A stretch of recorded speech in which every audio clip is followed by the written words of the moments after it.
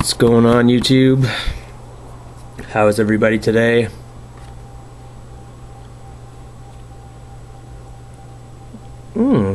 That is very good to hear. Today I want to talk about an album by an artist called Murcof. The name of the album is Cosmos. It was released in 2007 on the Leaf label. It is Murcof's third album. His real name is Fernando Corona. He's from Tijuana, Mexico, I guess. This album is an album of experimental, ambient, electronic music with a little bit of micro house or IDM or whatever you want to call it, little fractured beeps and bloops, but mostly very sparse arrangements, very a lot of dark tones and low-end hums, and a lot of the music on here came from using acoustic instruments. I got a quote here. He said the whole thing he was trying to do, the whole point of the album was expanding the possibilities of acoustic instrumentation through electronics. So he'd use a lot of violins and church organs, pianos, cellos, what else, horns and string sections, timpanis, stuff like that, and just process it through electronics. And I don't know, the whole inspiration for this album was, I guess he was quoted as saying, as he was inspired by the night sky.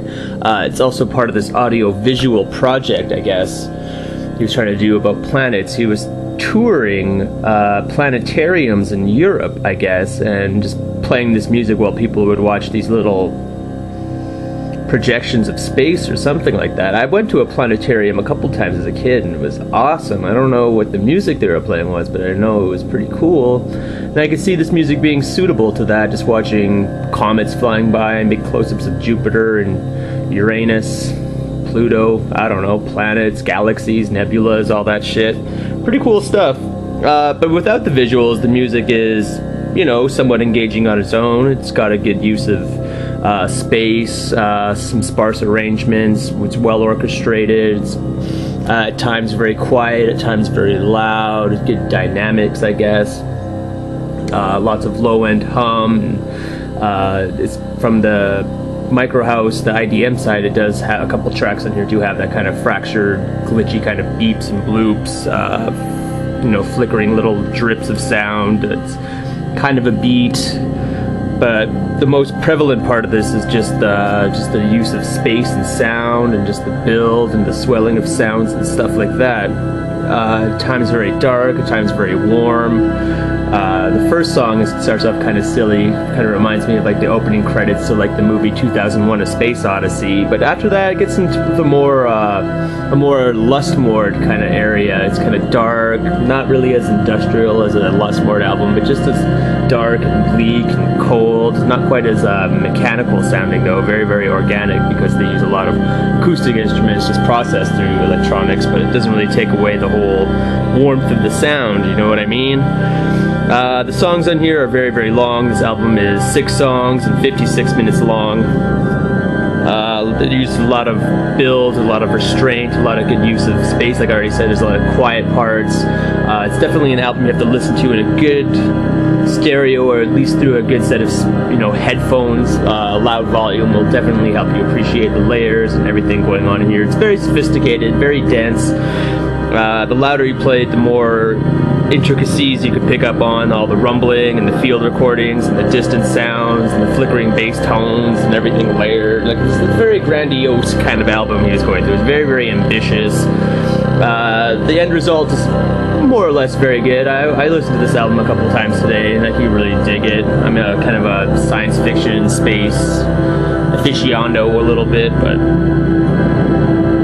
yeah, the production's excellent. The sounds are very crisp. You can hear everything very clearly. It doesn't sound low budget at all. I would say if you're a fan of Lustmord, like I said, or Burial, or maybe even Stars of Lid, you probably get into this if you even know who any of those people are. I don't know if you're into Star Trek. Probably get into this. When I was reading reviews for it too, doing a little research, the Sun came up a lot.